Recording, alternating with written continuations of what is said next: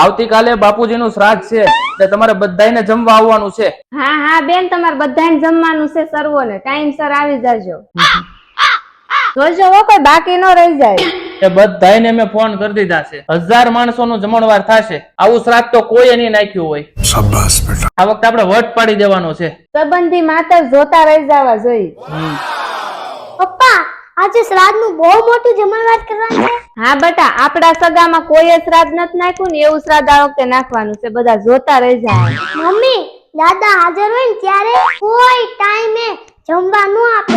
એના વયા પછી હજારો માણસનું જમવાનું કરે. આ બધું કોને દેખાડવાનું? શું કેવા માંગશો? ખબર છે ને તમને, દાદા જ્યારે ખાવાનું માંગતા ત્યારે તમે કેવા રાયડું નાખતા એ બધાને ખબર હતી. આજે તમે દેખાવ કરવાનો છો એનો શું અર્થ?